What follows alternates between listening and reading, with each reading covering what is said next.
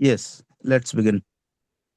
Good evening in the name of the Lord Jesus Christ. We're delighted again to have the opportunity of fellowship together in the Word of God by the Spirit of God and giving glory to our Father as well. और एक बार फिर से आप सभी को शुभ संध्या। एक बार फिर से प्रभु के साथ मिलकर के प्रभु के वचन को सीखने का और साथ ही साथ उस परमेश्वर पिता को महिमा देने का एक साथ जो अवसर मिला है, इसलिए परमेश्वर का धन्यवाद हो। We are delighted again to consider the amazing message of the Word of God, particularly to us, that we might understand and know the doctrine of salvation. और इसलिए हमारे लिए बहुत अच्छा एक अवसर जो मिला हुआ है कि हम उस बात को विचार कर सके जो बुनियादी उद्धार का सिद्धांत है, उसके विषय में सीखना बड़े ही आशीष की बात है।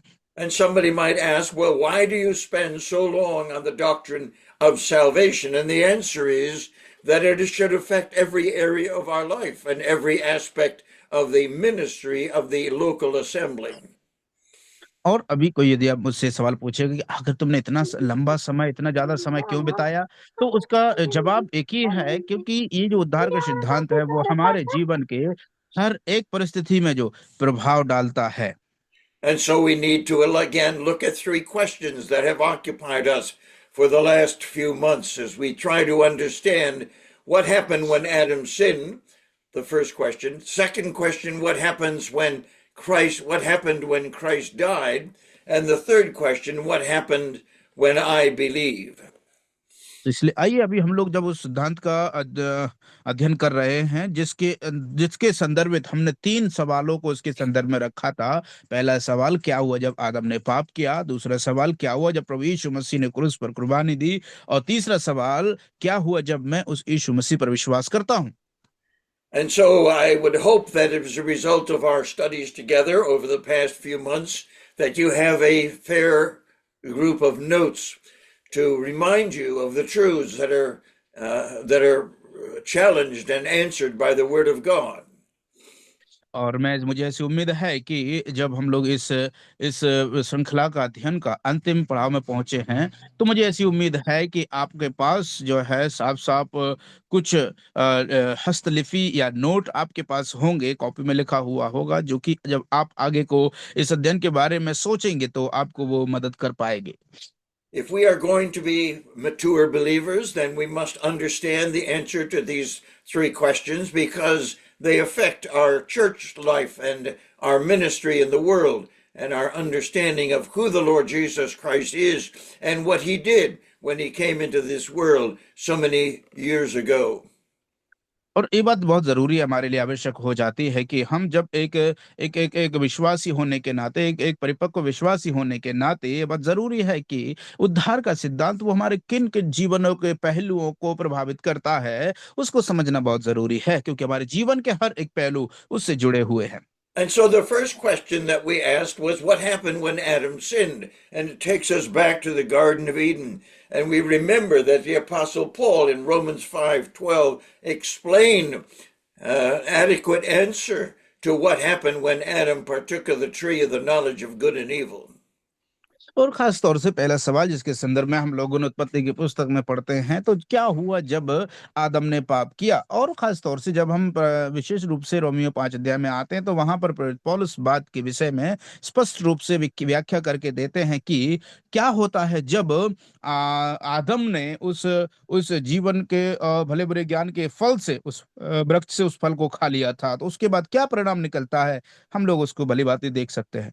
And we found that Romans 5:12 explains that for by one man, that is Adam, sin came into the world and death by sin, and so death passed upon all sinners. और इसीलिए जैसा कि हम लोगों को रोमियो 5 अध्याय उसकी 12वीं आयत में देखने को मिलता है, जहां पर लिखा हुआ है, इसलिए जैसा एक मनुष्य के द्वारा पाप जगत में आया, अर्थात आदम के द्वारा, और पाप के द्वारा मृत्यु आई, इस प्रकार इस रीति से ही सब मनुष्यों में मृत्यु फैल गई, क्योंकि सबने पाप किया। One of the problems that we face in our generation is a lack of understanding and consideration of the word sin and the meaning of sin as it's described for us in the Word of God. और इसलिए जो जो पाप है और पाप का जो मूल्य अर्थ है, जो इस परमेश्वर के वचन में दिखाया गया है, ये बात को हमको समझने की बहुत जरूरत है। जो पाप ही है जो मृत्यु को लेकर के आया।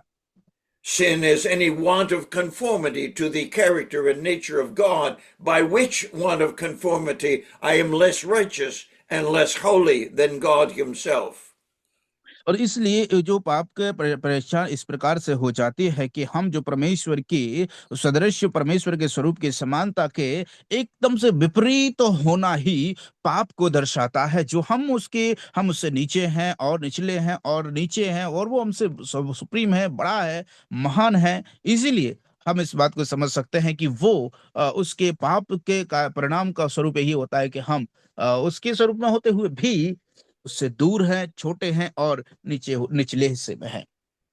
Adam, as the federal head of the human race way back in Genesis, what he did was he became a sinner by an act of disobedience and partaking of the tree of the knowledge of good and evil in rejecting God's command. और इसलिए हम लोग इस बात को देखते हैं कि उस परमेश्वर की उस आज्ञा का उल्लंघन करने के द्वारा हम इस बात को पाते हैं कि ये जो आदम था वो परमेश्वर की आज्ञा का उल्लंघन करने के द्वारा ही वो पापी ठहर गया था। And so Romans 5:12 reminds us that Adam was unique in his transgression of God's command by eating of the tree of the knowledge of good and evil. But the rest of creation, the rest of humanity, were sinners because of the sin nature that was communicated from Adam to all of his children. और इसलिए हम लोग देखते हैं कि उसी स्वभाव के कारण, आदम के पापी स्वभाव के कारण ही हम इस बात को देखते हैं कि वो उसके द्वारा उसकी बाकी के जो संतानें हैं, पीढ़ियां हुई, उनके द्वारा वो खून के जरिए से उन तक वो पहुंच गया। And we must then understand from the Word of God that the sinfulness of sin is a remarkable description by God that is an affront to his holiness, his justice, and his righteousness. और ये वो इस बात को दर्शाता है, वो परमेश्वर इसके विपरीत एक्चुअली वास्तविक रूप में देखा जाए तो परमेश्वर के विपरीत जो धार्मिकता है, वो परमेश्वर धर्मी और पवित्र है। So the three aspects of the church, worship, fellowship, and evangelism, all are affected by an adequate knowledge of what happened when Adam sinned.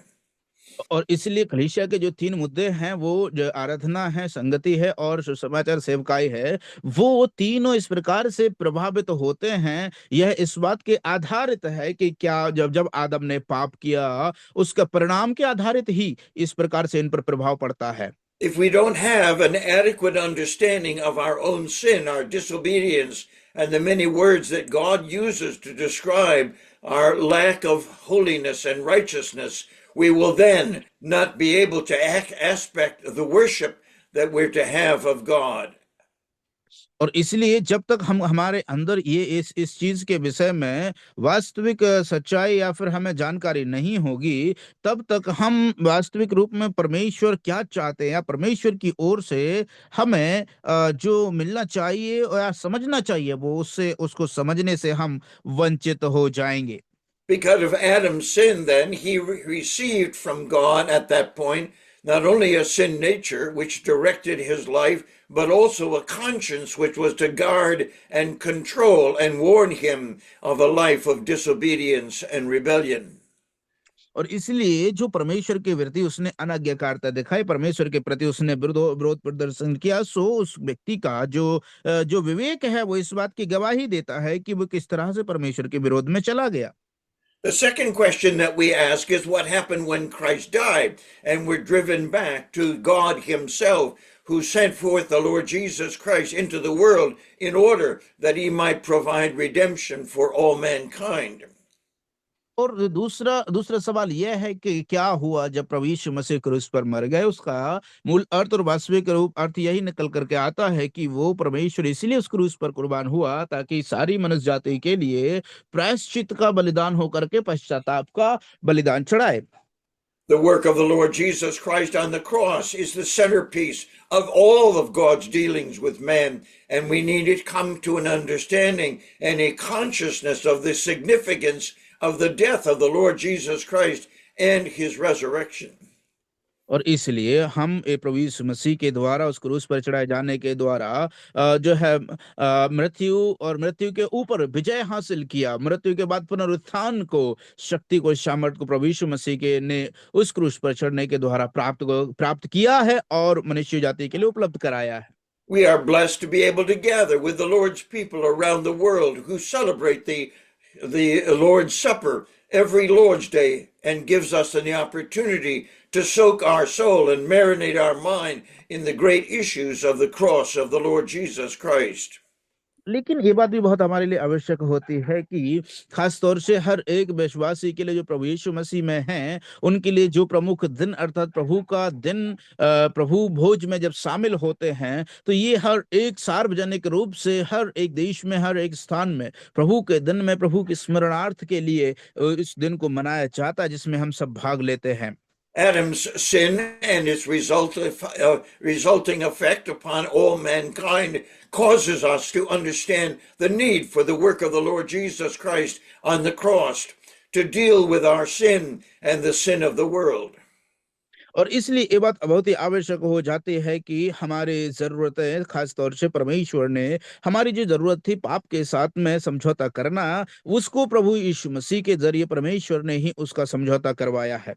The difference between Adam and me and Adam and you is that Adam became a sinner by his first act of sin, but that sin nature that Adam received from God then became the reason that every man and every woman is a sinner by nature and by practice and needed a salvation that only God could provide.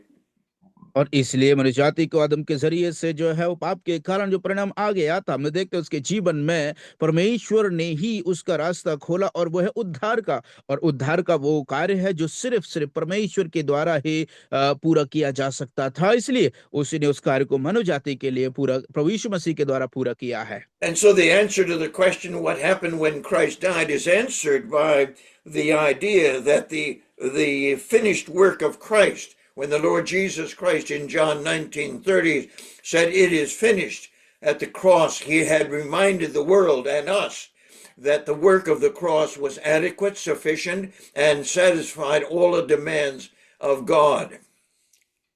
और खास तौर से जब हम देखते हैं कि जो सवाल जब ये उठता है कि आखिर क्या हुआ जब प्रभु यीशु मसीह ने उस क्रूस पर कुर्बानी दी, उसका जवाब सीधे तौर पर परमेश्वर के वचन के आधारित से यूहन्ना 19:13 में जब हम आते हैं तो पाते हैं वहां पर लिखा हुआ है, उसका सीधा और साधारण सा जवाब है, यह है पूरा हुआ।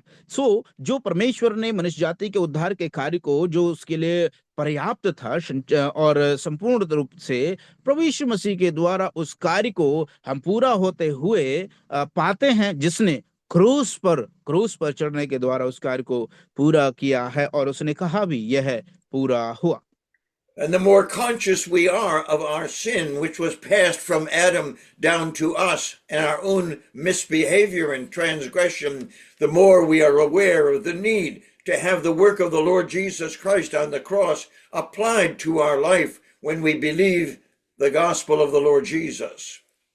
और इसलिए जब हम प्रभु यीशु मसीह के सुसमाचार पर विश्वास करते हैं, जब हम प्रभु यीशु मसीह के सुसमाचार पर जब विश्वास करने के जरिए हमें वो परमेश्वर की ओर से प्राप्त होता है।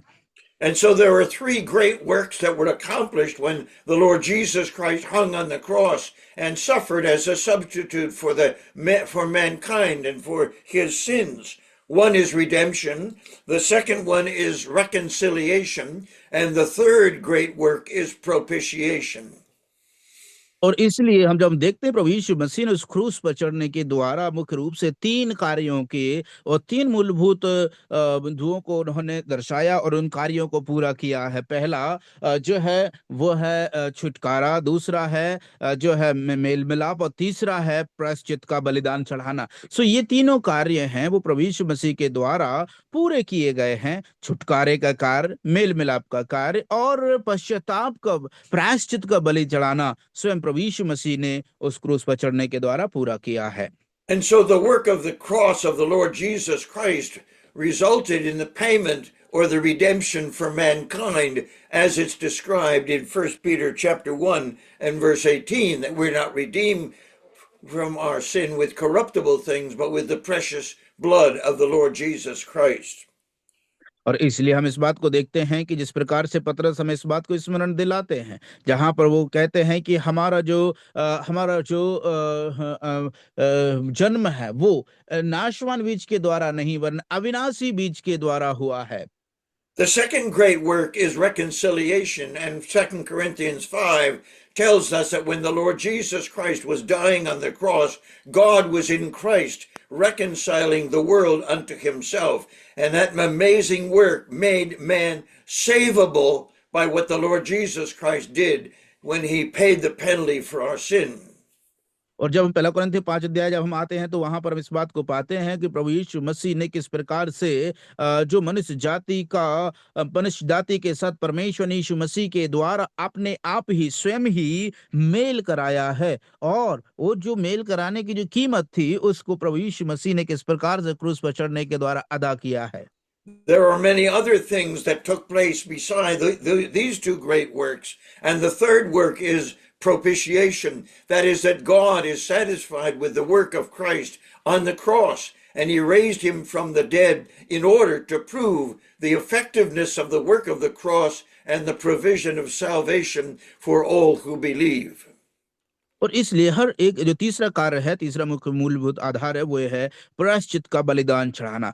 हम देखते हैं कि परमेश्वर ने जब प्रभु यीशु मसीह ने प्रायश्चित का बलि होकर के अपने आप को जब कुर्बान कर दिया, हम इस बात को देखते हैं कि वहां पर हम पाएंगे कि वो कार्य को स्वयं प्रभु यीशु मसीह ने किस प्रकार से पूरा किया है, और उस कार्य को पूरा करने के द्वारा परमेश्वर उसके बलिदान से प्रसन्न हुए और उसे स्वीकारा, और परमेश्वर का क्रोध ठंडा हो गया। इसीलिए हम देखते हैं कि वो प्रभु यीशु मसीह ने प्रायश्चित का बलि होकर के हमारे चढ़ गया, The कुर्बान Word हो of God makes it very clear that the God of the universe who created mankind gave him the opportunity of believing, and also was there in preparing the world itself and preparing God to be satisfied with the work of the Lord Jesus Christ on the cross. और इसलिए हम लोग इस बात को देखते हैं कि परमेश्वर जो है देखते हैं क्रूस पर हमारे लिए उस जगह को तैयारी कर रहे थे, जिसके द्वारा उस रास्ते को तैयार कर रहे थे जिसके द्वारा परमेश्वर के साथ हमारा मेल मिलाप हो सके या परमेश्वर तक हमारी पहुंच हो सके। And so the great work of the cross and the Lord Jesus Christ on the cross is recorded for us in detail, not only in the four Gospels, but in many other aspects of the New Testament, helping us to understand the knowledge of God's salvation for us and the blessing of knowing that Jesus Christ is the person who is our Savior, and therefore God is satisfied. और इसलिए हम लोग इस बात को देखते हैं कि प्रभु यीशु मसीह वो स्वयं परमेश्वर का स्वरूप में परमेश्वर का पुत्र होने के बावजूद हमारे लिए वो एक मानव का रूप लेकर के आया, और इसलिए उसने मानव रूप में हमारे लिए प्रायश्चित का बलिदान चढ़ाया, जिसके द्वारा परमेश्वर पिता उससे उस बलिदान के द्वारा प्रसन्न हुए और हमें क्षमा प्राप्त हुए। If you have been following these studies over the last few months, I hope that you have a whole sheaf of papers with your notes on it to review and understand and appreciate and employ the blessings of God's salvation wrought by the Lord Jesus Christ on the cross for every man. और इसलिए हर एक मनुष्य जाति के लिए परमेश्वर के द्वारा जो उद्धार का कार्य को पूरा किया गया है, मुझे ऐसी उम्मीद करता हूं कि आपने उसको जो अभी तक आपने हमें अध्ययन किया है, आप उसको फॉलो करते आए हैं, उसको लिखते आए होंगे अपने पेपर में, अपनी कॉपी के द्वारा, पेन पेपर पर, जिसके द्वारा आप उसके अपने व्यक्तिगत अध्ययन में इस्तेमाल करने के द्वारा उसको सीखें, परमेश्वर को धन्यवाद दें, दूसरों को भी सिखाने वाले ठहरे। If you have been following our studies, you'll know that for the last couple of months, we have been dealing with the question, what happens when I believed? And we realize that God is involved in every aspect, not only allowing Adam to sin in order that sin might manifest the grace of God and the salvation of God. और इसलिए हम लोग अभी तक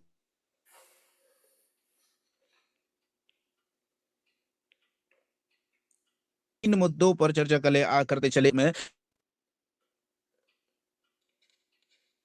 और इन्हीं मुद्दों को आधारित हम लोग इस बात को समझने का प्रयास कर रहे हैं, उद्धार का सिद्धांत क्या है वास्तविक रूप में। And so that brings us to the third question, what happens when I believed? And that goes back again to the work of God, not only at the cross, but also subsequent to the cross, in order that mankind might understand and be drawn to believe that Jesus Christ died for their sin, and he was buried according to the word of God, and he was raised again by the Father, in order that that salvation might be communicated by a living Messiah, a living Christ. और इसलिए हमें इस प्रकार से ज्ञात होता है कि किस प्रकार से प्रभु यीशु मसीह ने एक अपने आप को जो जो तीसरा सवाल है जिसके अंतर्गत हम समझ पाते हैं कि परमेश्वर पिता के सामने एक जीवित बलिदान करके चढ़ाया है।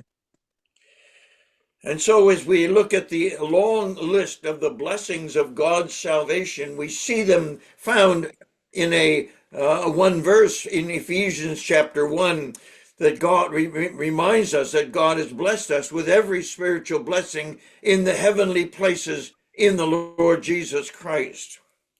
और उसमें से जो हमें आशीष है, अद्भुत आशीष परमेश्वर की ओर से हमें प्राप्त हुई हैं, उसको हम लोग इफिसियों के पत्र उसका एक अध्याय में पाते हैं, जहां पर उन आशीषों की पूरा वहां पर ब्यौरा निचोड़ वहां पर दिया गया है कि हमें परमेश्वर पिता ने प्रभु यीशु मसीह में स्वर्गीय स्थानों में सब प्रकार की आशीषें दी हैं।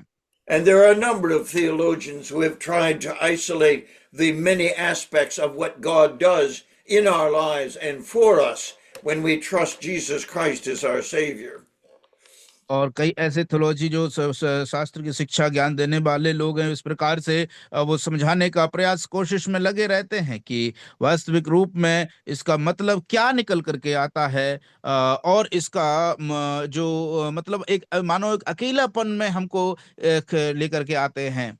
It has been on my heart for a very long time, of the 60 or 70 years that I've been preaching the gospel, to help believers understand that the aspect of the church's activity is centered in worship, which is what God gets from his church, fellowship, that is what we get from each other in the fellowship of the family, and thirdly, that the world will hear the gospel through all of us, and that they will understand the work of the cross and the power of the Spirit of God bringing us to a knowledge of the Lord Jesus Christ as our Savior. और इसलिए मेरे प्यारे भाइयों बहनों, इस चीज पर मैं बहुत ही ज्यादा विशेष रूप से ध्यान केंद्रित करते हुए जोर देते हुए अभी तक का मेरा जीवन में मैं इस बात को सिखाते चला आया हूं, ताकि विश्वासी लोग इस बात को समझ पाएं और सीख पाएं। क्या सीखना है, क्या समझना है कि जो आराधना, मतलब तीन बातें। आराधना आराधना वो है जो कलीसिया के द्वारा परमेश्वर प्राप्त करते हैं। संगति वो है जो हम आराधना के दिन में एक दूसरे के परिवारों के साथ में संगति रख करके उसको हम प्राप्त करते हैं। और तीसरा है वो है इवेंजलाइज, अर्थात सेवा करना, और वो कलीसिया के द्वारा जगत में प्राप्त होता है ना। सो ये तीन मुख्य बिंदु, तीन पहलू हैं कलीसिया के। आराधना जो परमेश्वर को कलीसिया से मिलती है, दूसरा संगति जो विश्वासियों को एक दूसरे के साथ मिलती है, तीसरा सुसमाचार जो कलीसिया के द्वारा संसार को प्राप्त होता है, संसार को मिलता है। And there is no simple way to make known and explain and understand the three aspects of these three questions. But particularly what happens when I believe needs to be understood by every believer, because it affects their worship at the Lord's Supper, their fellowship with each other as they engage the family of God, and in their daily walk amongst those who do not believe. They need to understand what salvation is about and who the Lord Jesus Christ is as our Savior. और इसलिए ये बात को बहुत जरूरी है हर व्यक्ति को, जो इस बात को विश्वास करते हैं, अंगीकार करते हैं, खास तौर से प्रभु यीशु मसीह में वो क्यों विश्वास करते हैं या क्या विश्वास करते हैं, ये उसको विश्वास करने से पहले इस बात को पहचानना होगा, जानना जरूरी है कि उसके लिए प्रभु यीशु मसीह ने क्या किया है। And so the work of the cross is what God takes and applies when we believe. The simple and effective transaction that takes place in our mind to understand that we're sinners and that we need a Savior, our emotions because of the awfulness of sin, and our wills to commit ourselves and say, yes, I will believe that Jesus Christ died on the cross for my sin, and that he was buried and he rose again the third day to bring his resurrection life into my being. और इसलिए हमारे लिए इस बात को तीन तरीके से त्रिकोण रूप से और तीन परत ये सच्चाई सामने निकल करके आती है। वो क्या है कि हमारी भावनाएं हैं वो इस बात को एहसास करती हैं कि प्रभु यीशु मसीह ने किस प्रकार से जो है उस वेदना को कष्ट को सहन किया है। दूसरी बात है, हमारा विवेक इस बात की गवाही देता है कि वो इसलिए उसने सहन किया, इसलिए उसने कष्ट को सहा है, ताकि मेरे पाप और मेरे पाप से भरे कार्यों के प्रति उसकी परिणाम बहुत भयंकर था। और तीसरा है, जो हमारी इच्छा है, हमारे मन में जो विश्वास है, वो इस बात को हमारे लिए विवश करता है, हमारी आत्मा इस बात के लिए हमें विवश करती है कि हम अपने आप को उसके सामने नम्र और दीन करके अपने जो गुनाहों को, भयंकर जो पाप हमने किए उनके प्रति उसके सामने अपने आप को रखते हुए क्षमा मांगे और उसके उस उद्धार के कार्य को प्रभु यीशु मसीह पर विश्वास करने के द्वारा प्राप्त कर ले। And so the transaction of our salvation from death to life, from darkness to light, is only the transaction of a moment, but it takes us hours and hours and days to understand what God is doing when God saves us as a result of our faith in Jesus Christ. और इसलिए प्रभु यीशु मसीह में विश्वास होने के जरिए हमारे लिए वास्तविक रूप में उद्धार क्या है, वो एक क्षण में होने वाला, मृत्यु से जीवन, अंधकार से ज्योति में आना, वो एक क्षण में होने वाला प्रक्रिया है, कृत्य है। लेकिन इसको समझने के लिए हमको घंटों घंटे, महीनों महीनों, दिनों दिनों, महीनों निकल सकते हैं, सालों लग सकते हैं इस बात को समझने के लिए कि परमेश्वर हमारे लिए यीशु मसीह के द्वारा क्या कर रहे हैं। We have reminded ourselves on many occasions that what happened at the cross is applied to our lives when we believe. The redemptive work of Jesus Christ on the cross is applied to us. The reconciliation that was accomplished when Jesus Christ died for all mankind and the satisfaction of God the Father, all were taken place at the cross, but they are applied to each one of us the moment we believe the gospel. और इसलिए जिस क्षण हम लोग सुसमाचार को विश्वास करते हैं तो हम लोग हमारे जीवन में यही वो घटना, यही वो कृत्य हमारे जीवन में प्राप्त हो जाता है, हमें वो उद्धार प्राप्त हो जाता है जिस क्षण हम यीशु मसीह को उद्धारकर्ता के रूप में ग्रहण करते हैं, स्वीकारते हैं। And so we realize that not only do those three great works which were accomplished on the cross are applied to us, but many others. We stand justified before God, and that means that God has declared us righteous because he has applied the righteousness of Christ to us.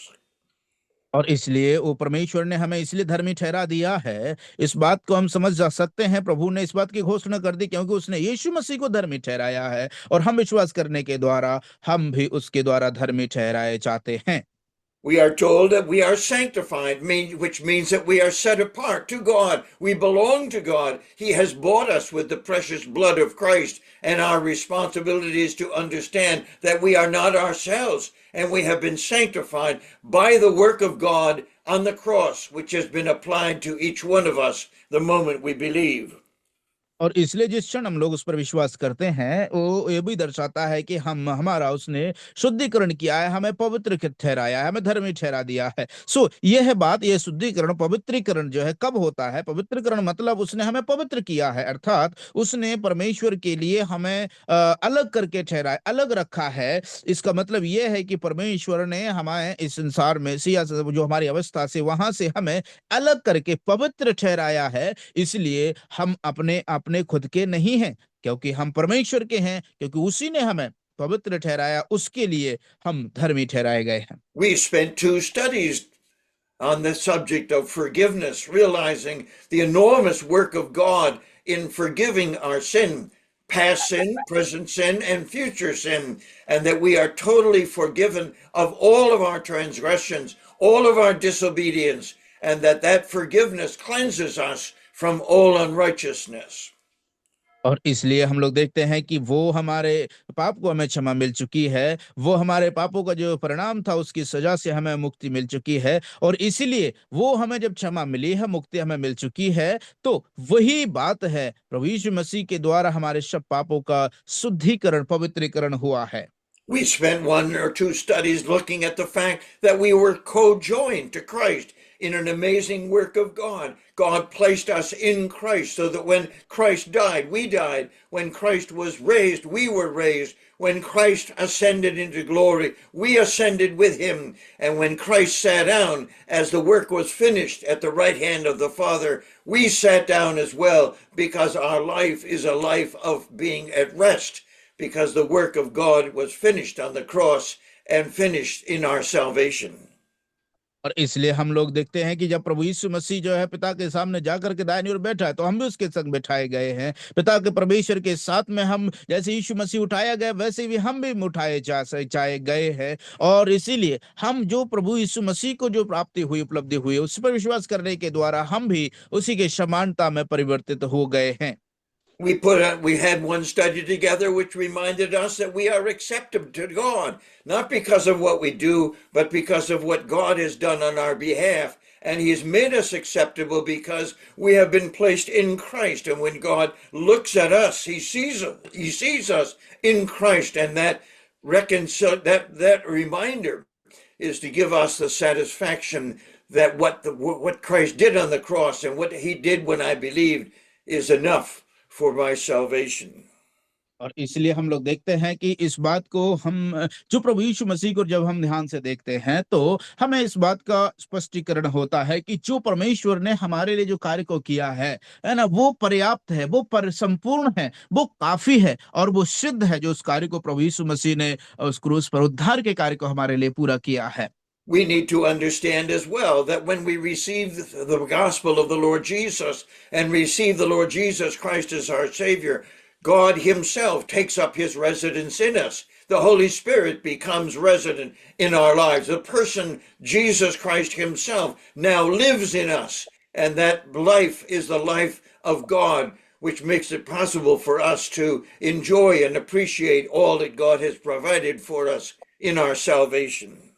और इसलिए उद्धार के संबंध में परमेश्वर ने हमें जो प्राप्त किया है, उस यीशु मसीह के द्वारा संगति, उसके साथ में सहभागिता, उसकी अगुवाई में चलना, और इस प्रकार से जो परमेश्वर की जो आशीष है, परमेश्वर जो हमारे उपस्थिति में हम रहना, उन सब बातों को हम उद्धार के जरिए प्रभु यीशु मसीह के द्वारा परमेश्वर पिता से हमें प्राप्त करवा के दिया है। इस उद्धार के कार्य में वो इस काम को पूरा करते हैं और जो हमें प्राप्त हो सकता है, प्राप्त होता है। And so we come to again another subject this evening to help us understand what it was that God needed to do in order that he might undo what Adam did when he sinned back in the Garden of Eden. और इसलिए हमको ये बात समझना बहुत जरूरी है, जो आदम की वाटिका में आदम ने उस कार्य को कर दिया था, उसी कार्य को फिर से पुनः वापस करना या उसको मिटाना या उसको जो है बिना करे जैसे करना, ये बात का मतलब क्या निकल करके आता है, उसको हम यीशु मसीह के द्वारा क्रूस पर यीशु मसीह के द्वारा उसका उद्धार के कार्य के द्वारा पूरा होते हुए देखते हैं। We often refer to the salvation experience of believing in the Lord Jesus Christ. We call it, we have received Jesus Christ into our life. और हम लोग इस बात को देखते हैं कि हम इस बात को दावा करते हैं कि हमने यीशु मसीह को अपने जीवन में उद्धारकर्ता के रूप में ग्रहण किया है। That glorious work is called regeneration, where the life of God becomes a part of our being and becomes a part of our being eternally, and he will never leave us nor forsake us. और इसलिए हम लोग इस बात को इस प्रकार से देख सकते हैं कि जब हम उद्धार के द्वारा जो कार्य हमें जो जीवन प्राप्त होता है, वो पुनर्जागृति का, पुनर्प्राप्ति का जीवन है। क्योंकि हम देखते हैं कि प्रभु यीशु मसीह के द्वारा जो व्यक्ति पापों में मरे हुए थे, परमेश्वर से दूर थे, जीवन से दूर थे, लेकिन उसके द्वारा हमारे जीवन में हमारी पहुंच हुई, हमें पुनः प्राप्ति हुई है, हमें पुनर्स्थापित परमेश्वर ने किया है, परमेश्वर के जीवन के साथ हम मेल कराया है, ताकि हमारा मेल उसके साथ हो सके। And John chapter 1 and verse 12 reminds us, as many as receive him, that is the Lord Jesus Christ, God has given him the reason or the power to be called the sons of God or the children of God. और इसलिए हम देखते हैं प्रभु का वचन हमें स्मरण दिलाता है स्पष्ट रूप से कि जितनों ने उस पर विश्वास किया, उसके वचन पर विश्वास किया, उसने उन्हें परमेश्वर की संतान होने का अधिकार दिया। The King James Version of the Bible gives us using the word sons over and over again, but the original language reminds us that we are the children of God. और इसलिए हम लोग जब देखते हैं कि प्रभु का वचन हमें स्मरण दिलाता है कि हम परमेश्वर के संतान हैं। And so we need to then see again what it is that happens when we believe the gospel of the Lord Jesus Christ and we become the children of God. There are about a dozen occasions in which that word is used to help us understand what it means to be a child of God. और इसलिए हमको परमेश्वर के वचन में कई बार जब बार बार स्मरण दिलाया गया है कि हम उसकी संतान हैं, तो खास तौर से हमें इस बात के प्रति एक रुक करके हमें सोचने की जरूरत है कि आखिर इसका मतलब क्या निकलता है। परमेश्वर के संतान होना या परमेश्वर के संतान बन जाना, इसका अर्थ या इसका मतलब क्या निकलता है। And the word family comes into play as well as we try to understand what happens when we believe the gospel. We are actually placed in the family of God. And we spent one study understanding that we're adopted into the family of God. And by adoption, God has placed us in his family and has given us his life, which is necessary in order for us to identify as children of God.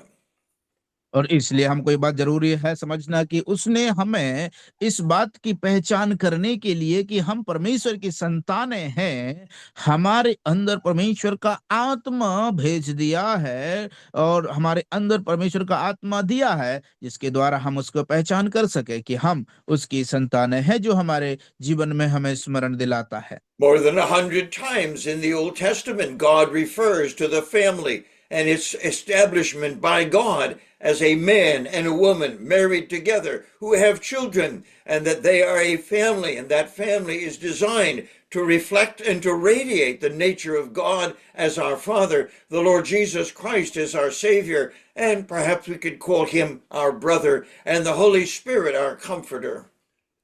और इसलिए ये बात को हमें समझना बहुत जरूरी है कि ये जो परमेश्वर ने जिस आत्मा को हमारे अंदर भेजा है, जो हमें इस बात का स्मरण दिलाता है, जो हमारा परमेश्वर प्रभु यीशु मसीह ने जो इसके बारे में भविष्यवाणी की थी कि वो सहायक तुम्हें मैं जाकर के भेज दूंगा, तो वो सहायक उसने हमारे पास भेजा है, जो हमें स्मरण दिलाता है हमारे हमारे हमारे साथ हमारे हमारे अंदर परमेश्वर का जीवन वो मिला देता है, मेल कराता है। And though the Bible presents a wonderful picture of the family of God made up of men and women and boys and girls and young men, we still find tremendous failure even among believers where the idea of divorce and remarriage seems to suggest that Christ will divorce his church, which is totally contrary to the teaching of the Word of God. और कई बार हम लोग इस प्रकार से पाते हैं, कई लोगों के द्वारा हमने ऐसा सुना है, आप लोगों ने भी हो सकता है शायद सुना होगा कि कई ऐसे झूठे शिक्षक उठ खड़े हुए हैं कि जो कलीसियाएं पाप करती हैं या पाप में संलिप्त रहती हैं, ऐसी कलीसियाओं को जो कलीसिया उसकी दुल्हन है वो उन्हें तलाक दे देगा या उन्हें छोड़ देगा या उन्हें त्याग देगा। लेकिन यह तो परमेश्वर के वचन के आधारित और उसके सिद्धांत के अनुसार एकदम से उसके विपरीत और निरी झूठी शिक्षा है। इसमें कभी भरमाने में ना आना मेरे प्रिय भाइयों बहनों। I am violently opposed to suggesting that God's will can be accomplished by a man and a woman who are believers, can join themselves to each other under God's direction, and then subsequent to that be divorced and proclaim to the world that divorce is okay. और इसलिए कई बार कई लोग इस प्रकार से शिक्षा देते हैं कि कई ऐसे लोग हैं, प्रभु के दास लोग हैं, सिद्धांतिक शिक्षा देने वाले लोग हैं, जो इस बात का दावा करते हैं एक समय ऐसा होता है कि वो कलीसिया के द्वारा जो पति पत्नी हैं उनका मेल होता है, अर्थात उनकी शादी होती, विवाह होता है, लेकिन कुछ समय के तत्पश्चात जब उनके जीवन में अनबन होने लगती है, तो वो जो शिक्षक हैं या फिर वो जो सेवक हैं या फिर वो जो लोग हैं, इस प्रकार से कलीसियाओं में उसको स्वीकार लेते हैं और इस बात की सलाह देते हैं कि तलाक या अलग होना या तलाक देना ठीक है या फिर चलता है करके वो लोग उसके साथ समझौता कर लेते हैं, लेकिन ये उसके परमेश्वर के वचन के खिलाफ एकदम से विपरीत है। It is God Himself who chooses the family to help us understand not only the aspects of activity in the church, but where marriage takes place, and marriage between a man and a woman, both of whom are believers, is a picture to the world of the wonderful relationship that all of us, as believers in Jesus Christ, become a part of the bride of Christ. And Christ is Himself our bridegroom, and we have a union with Him and the blessings of His presence in us, which will never be diminished. और इसलिए मेरे प्यार और चीजों, लेकिन इसके विपरीत हम लोग देखते हैं कि स्वयं परमेश्वर ही है जो परिवारों का चुनाव करता है, स्वयं परमेश्वर ही है जो उन्हें मिलाता है, स्वयं परमेश्वर के द्वारा ही वो एक होते हैं। इसलिए उसकी उसकी उपस्थिति, उसकी हजूरी, उसकी प्रभुता सदैव उस परिवार में होना चाहिए, क्योंकि उसने वही उसका योग्य है, क्योंकि वही मेल मेल कराने वाला वही परमेश्वर है। इसलिए अलगाव की बात यहाँ पर परमेश्वर की ओर से नहीं, वरन मनुष्यों की ओर से होती है, जो समझौता करते हैं और बुराई को जन्म देते हैं। There are two very clear designations that God has established in His Word to help us understand and appreciate and enjoy the family of God. That is the word brothers and sisters. And as we understand our unique relationship with each other, as well as our relationship with God, who is our Father, we begin to understand the amazing transaction that takes place when we believe the gospel and we are placed in the family of God as brothers and sisters in our relationship to each other and to God the Father as our Father in our relationship with Him.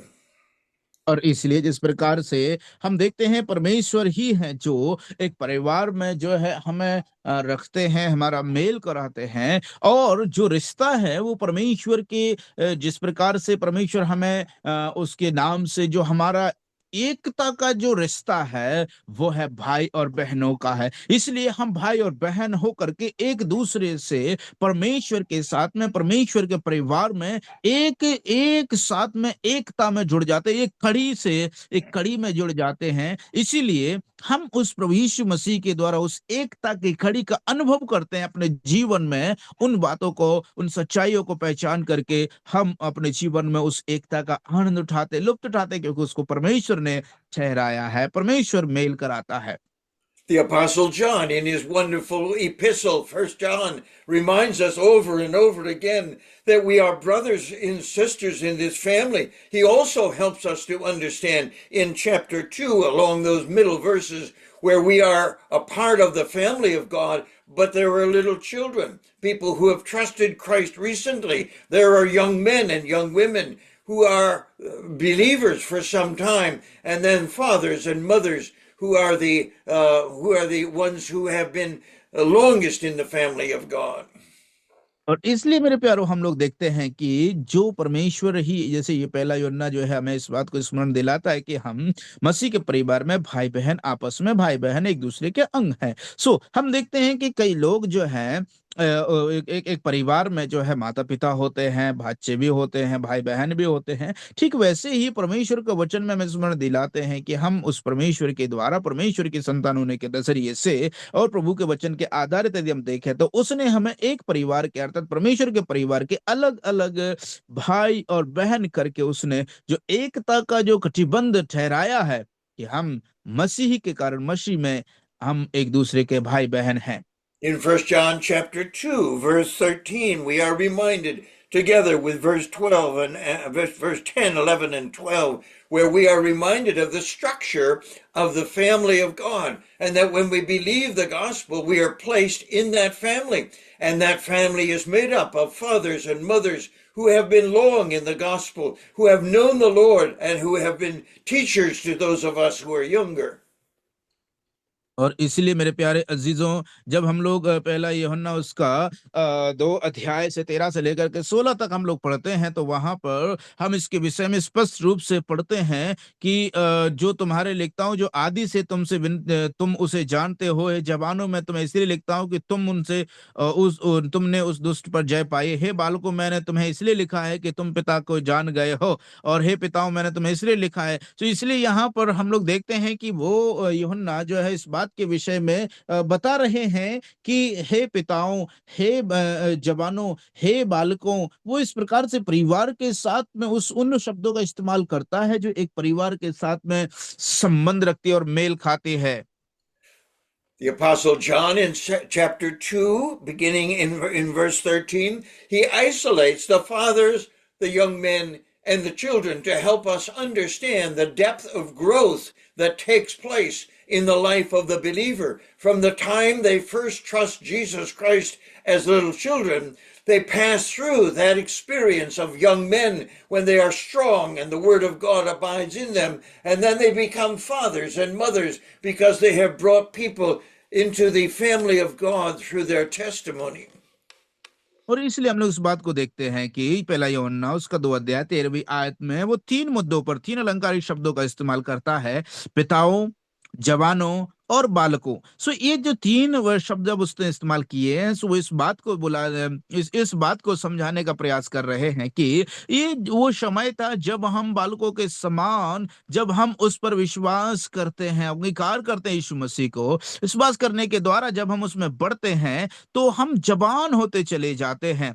और उसके बाद में जब हम जवान होकर के परमेश्वर के वचन में स्थापित हो जाते हैं, तब हम जानते हैं कि हम पिताओं के रूप में वो हमसे पिता होकर के संबोधित करता है। ये इस बात का प्रतीक है कि हम उस परमेश्वर में किस प्रकार से स्थापित किए गए हैं।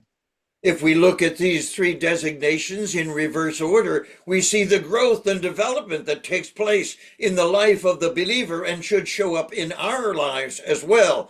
When we trust और इस Christ initially, we are called little children. We don't understand much. We may not know much more than God has forgiven our sin and He has saved us.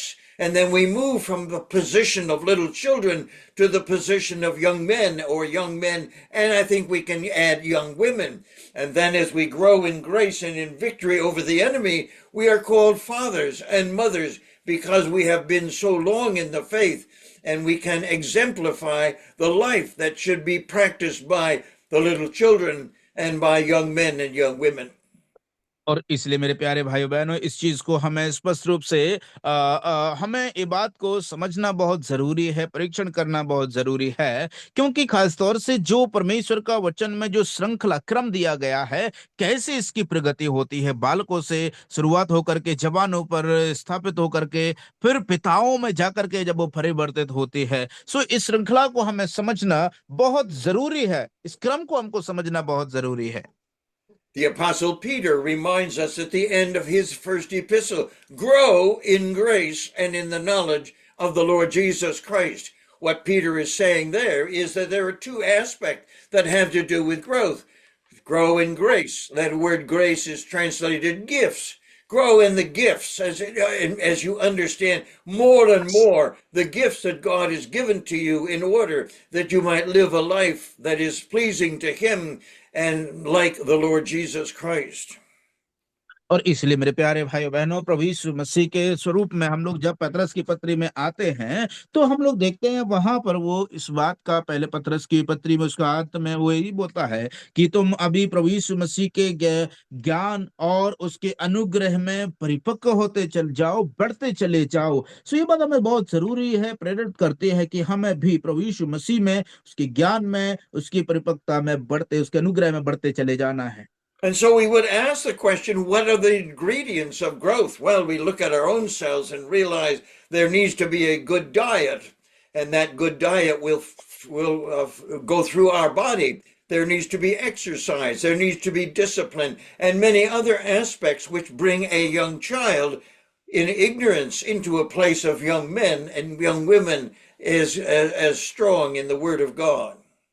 और इसलिए हम लोग इस बात को देखते हैं कि वो इस बात को स्मरण दिलाता है कि जब एक छोटा बच्चा होता है, सो उसका जो भोजन है, उसको भोजन को वो खाता है। तो बालकों में वो हल्का भोजन खाता है, और फिर जब उस भोजन को खाता है तो उसे एक्सरसाइज करना होगा, एक्सरसाइज करेगा, व्यायाम करेगा, जिसके द्वारा वो भोजन को पाचन क्रिया अच्छे से होगी, उसके शरीर में ग्रोथ होगा और वो उसका शरीर बढ़ेगा। और जब वो बढ़ता है तो वो बचपन से जवानी में परिवर्तित होता है, जहां पर वो इस लायक बन जाता है, चाहे बहन हो या भाई हो, वो इतना परमेश्वर के वचन में मजबूत बन जाते हैं कि वो परमेश्वर के वचन और उसकी परिस्थितियों को समझ करके उनके लिए एक मजबूत एक शिला, मजबूत शिला के रूप में खड़े होकर के उसके गवाह बनते हैं।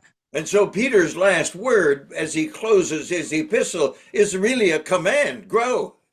And grow in the knowledge of the Word of God, grow in the gifts that God has given. And I guess suppose that we are guilty as parents telling our children sometimes when they talk baby talk, grow up, son, can't you grow up? And we expect them to immediately become mature. What we're saying is the same thing is true in the family of God. The older mothers and fathers tell us as children, grow up, learn the gifts that you've been given, grow in knowledge of the Lord Jesus Christ. और इसलिए हम लोग इस बात को देखते हैं कि जब हम कई बार अपने परिवार में अपने बच्चों को हम लोग इस प्रकार से सिखाते हैं, हे तुम कब बड़ा होगा, तुम कब जवान होगा, या तुम कब समझदार होगा, ऐसी उम्मीद करते हैं कि वो अचानक से बढ़ जाए। तो ठीक वैसे ही परमेश्वर का वचन भी, परमेश्वर के वचन में भी यही बात हम पतरस के द्वारा पाते हैं, जहां पर पतरस अपने पहले पत्र के आखिरी भाग में इस प्रकार से आज्ञा देता है कि तुम्हें बढ़ना है, तुम्हें अनुग्रह में बढ़ना है, तुम्हें परमेश्वर की पहचान में बढ़ना है, यीशु मसीह के ज्ञान में बढ़ना बहुत जरूरी है। So in verse 12, we have the description of what is characteristic of the little children. And the Apostle John says, I write unto you, little children, because your sins are forgiven you for his name's sake. और इसलिए मेरे प्यारो, इसलिए हम लोग देखते हैं परमेश्वर के वचन में वो लिखता है कि इसलिए है मेरे प्रिय बालकों, मैं तुम्हें लिखता हूं कि वो तुम छोटे बच्चों के समान तुम्हारे पापों को क्षमा कर चुका है। And so we realize and understand as we look at the church today and we mingle among those who are believers that there are some among us who have never learned anything more than the forgiveness of sins, which is often the first thing that a child learns when they trust Jesus Christ as their Savior. और इसलिए मेरे प्यारो, जब हम लोग देखते हैं कलीसिया में, हम देखते इस बात को प्राप्त करते हैं कि जब वो बालक होते हैं कलीसिया में, जब वो सीखते हैं तो हम देखते हैं उनको एक बालक के रूप में वो उसका प्रारंभ होता है। And so John says the first characteristic of a new believer is they acknowledge and they understand the forgiveness of sins. And of course, that was the first thing we looked at when we began our question, what happens when I believe, so many months ago. और कई बार कई महीनों पहले हम लोगों ने जिस विषय पर चर्चा किया था, प्रेरित यूहन्ना जो है यह बात को दर्शाना चाहता है, इस बात को स्पष्ट कर देना चाहता है कि हम उस परमेश्वर के संतान होने के नाते यह समझना बहुत जरूरी है कि हमें क्षमा प्राप्त हो चुकी है। और यही वो बात है जिस पर हम लोगों ने कई महीने पहले इस बात पर अध्ययन किया था कि हमें क्षमा प्राप्त हो चुकी है। इसके संदर्भ में जो वचन जो हमें जवाब मिला था, उसका सवाल का यह था कि क्या होता है जब आदम ने पाप किया था, प्रभु यीशु मसीह ने क्रूस पर कुर्बान हुआ था, और जब हमने उस पर विश्वास किया। As parents, we are very glad that God gives us children, young men and young women, to be our children. And they start out as infants, and we begin to see them begin to grow as we feed them, and they begin to crawl, then they begin to walk, and then they can run, and many other aspects of life develop in those first few years as they move from little children to be beginning to understand responsibility in the family. और इसलिए परिवार में उन जिम्मेदारियों को हम लोग देखिए, जब कभी भी वो उस परमेश्वर के वचन में बढ़ते हैं, सो विश्वासी को ये बात, हर एक विश्वासी को ये बात समझना बहुत जरूरी है कि उसकी शुरुआत परिवार में, परमेश्वर के परिवार में एक बालक के समान होती है। बालक के स्वरूप में वो जब बढ़ते चले जाते हैं परमेश्वर के अनुग्रह में, परमेश्वर के ज्ञान में, परमेश्वर की पहचान में, तब उनके जीवन में जो है वो वचन सिद्ध साबित होता है। But what sadness comes into the life of a parent when the child doesn't change and the child continues to be a little baby and doesn't learn the practices of turning over and pulling up and beginning to walk. The same thing is true spiritually, that if believers remain with only one truth, the forgiveness of sins, they have not grown, they have not developed and matured and begun to appreciate the many gifts that God has given them as a means of enjoying Christ and his salvation.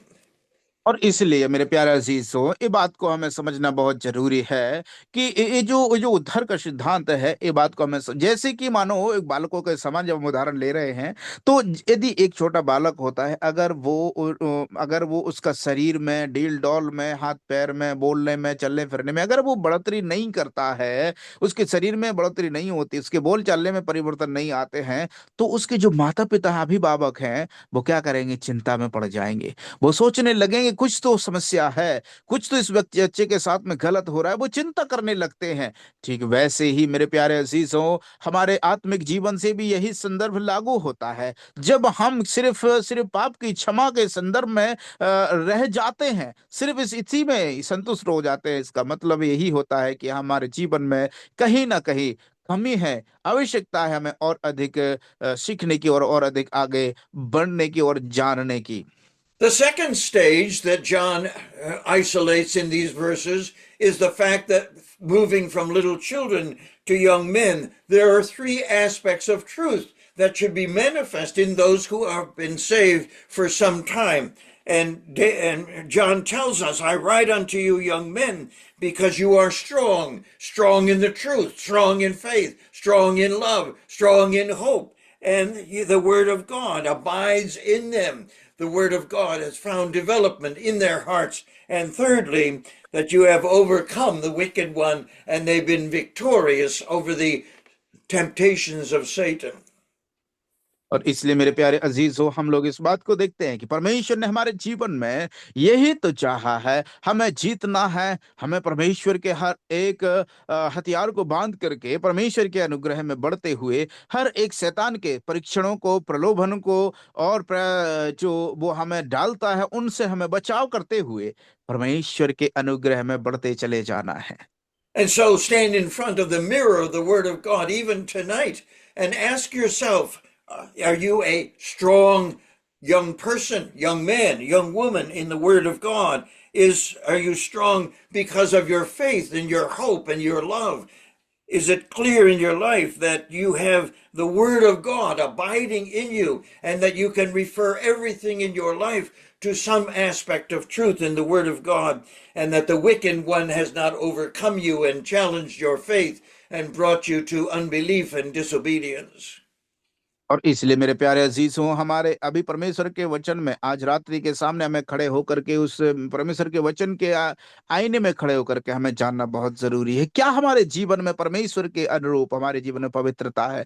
क्या हमारे जीवन में परमेश्वर के अनुरूप धार्मिकता है? क्या हमारे जीवन में परमेश्वर के अनुरूप जो हमारे जीवन में बढ़ोतरी हुई है? क्या हम शत्रु शैतान से या उसके प्रलोभन से, परीक्षाओं से बच करके हम जीत हासिल करते उसके लिए अलग ठहराए गए हैं, मेरे प्यारे अजीजों? और क्या फिर हम उसके द्वारा परमेश्वर के कार्यों के बजाय हम शैतान के उस कार्यों में पड़ गए हैं? सो ये बात को हमें अपने आप को जांचने की, परखने की जरूरत है। The third stage of this development and growth is found here as he describes, I write unto you, fathers, because you know him who is from the beginning. And here is the culmination, as it were, of a life of walking in the Word of God, getting victory over the enemy, and understanding and appreciating the gifts that God has given. And so now, more than anything in my Christian experience, I understand the Father. I am absorbed with the Father. I appreciate the Father. I listen to his voice and I act as his son in a way that brings glory to the Father. और इसलिए मेरे प्यारे अजीजों, हम जो है इस तरह से हम अपने जीवन में जब इस बात को सत्यापन कर लेते हैं, तो हम मानो उसके बच्चे के रूप में, हम मानो उसके प्रतिनिधित्व के रूप में, हम मानो उसके द्वारा अलग ठहराए गए, पवित्र किए गए के रूप में जब हम करते हैं उस कार्य को जीते हुए के समान, तो हम अपने जीवन में उस परमेश्वर के महिमा का कारण ठहरते हैं। And so one of the great blessings that we have in the family of God is that we belong. We belong to other little children. We belong to other young men and young women. We belong to fathers and mothers in our life that have guided us and helped us. And what a blessing to know that when I trust Jesus Christ as my Savior, God places me in his family as a son, as a daughter, and he watches and wants growth and development in my life. और इसलिए मेरे प्यारे अजीजों, हमारे जीवन में हम जब परमेश्वर के कलीसिया में जुड़ते हैं, तो हम दूसरे बच्चों के समाज साथ जो हमारा मेल होता है, दूसरे युवाओं के साथ हमारा मेल होता है, दूसरे दूसरे जवानों के साथ जब हम मेल होता है, हम परमेश्वर के संतान हैं। और इसलिए हम अलग अलग होने के बावजूद भी हम एक होते हैं, हम उसके साथ मेल खाते हैं। इसलिए हम एक दूसरे के अंग हैं, और एक दूसरे के परमेश्वर के नाम में, परमेश्वर में होकर के उसके लिए हम जीवन बिताते हुए उसकी महिमा का कारण बने। And so we rejoice in the great blessing of our salvation and contemplate again what God has done in saving us. And we need to appreciate and appropriate these blessings, and may it be known in our life and in our behavior, no matter where we go, that we are the children of God. We've been brought into the family. We start out as little children. We become young men and young women. And then as we age in the things of God, we become fathers and mothers. और इसलिए हम जब हिवाही होते हैं, तो हमें आवश्यकता है उसके वचन में बढ़ने की, हमें एक जरूरत है उसके साथ में सहभागिता रखने को। जैसे ही हम जब जवान होने के बाद में जब हम बढ़ते हैं, तो हमें माता पिता होने की अवस्था होती है। सो ये आशीष है परमेश्वर की ओर से हमें मिलती हैं, इसलिए हमें उनके लिए, उन आशीषों के लिए धन्यवाद देना है। उसके अर्थ की आशीषों के लिए हमें, परमेश्वर के अनुग्रह के लिए हमको धन्यवाद देना, उसके लिए प्रशंसा करना बहुत जरूरी है। And so as you enter into the many, many blessings of your salvation, dating back to understanding what had happened when Adam sinned, and your contemplation and soaking your soul and marinating your mind in what happened when Christ died, I hope that you never forget the blessings of our salvation, and that you will get a hold of my book called Blessings All Mine, with 10,000 beside, which expounds some of these truths in detail. और इसलिए मेरी आपसे उम्मीद है कि आपको जो है परमेश्वर के द्वारा प्राप्त हुई उन आशीषों के लिए अपने जीवन में उनका अनुभव करें, अपने जीवन में उनका, उनके माँ परमेश्वर को महिमा दे, और उनको उन आशीषों को अपने जीवन में लागू करते हुए परमेश्वर को धन्यवाद दे। और आपके इस उद्धार के अनुभव में, इन तीनों आयामों में, क्या हुआ जब आदम ने पाप किया, क्या हुआ जब प्रभु यीशु मसीह ने कुर्बानी दी, क्या हुआ जब मैं उस पर विश्वास करता हूं, जब हम इन बुनियादी सवालों का जवाब हम जब प्राप्त करते हैं, तो उद्धार की सुनिश्चितता को हम लोग निश्चित रूप में प्राप्त करते हैं। सो यह आवश्यक होता है हमारे लिए कि हम अपने जीवन में इस बात को समझें और इस बात को लागू करने पाएं। May you be, each one of you, obedient children in the family of God, and grow up into the stature of the fullness of the Son of God, who perfectly honored and obeyed the Father. और इसलिए हमारे लिए जरूरी है कि हम एक ऐसे बच्चे बन जाएं जो परमेश्वर का, उस पिता की आज्ञा का पालन करते हों। Thank you very much. I trust that you will grow in grace and in the knowledge of the Lord Jesus Christ. आप सबको बहुत बहुत धन्यवाद। मुझे ऐसी उम्मीद है कि आप लोग प्रभु के ज्ञान में और उसके अनुग्रह में बढ़ते जाएंगे। Father, we thank you for bringing us into your family, that you are a perfect Father. The Lord Jesus Christ is a perfect brother, if we can use that term, and we gently understand something of what that means. ओ प्रभु, हम आपको धन्यवाद करते हैं कि आपने प्रभु यीशु मसीह के द्वारा हमें परमेश्वर पिता के साथ हमारा मेल कराया है, पहुंच हुई है, और आप हमारा प्रभु बन गए। इसलिए हम धन्यवाद देते हैं प्रभु जी। Thank you for blessing us with all spiritual blessings, and your divine power has given to us all things that pertain to life and growth and development into Christ likeness.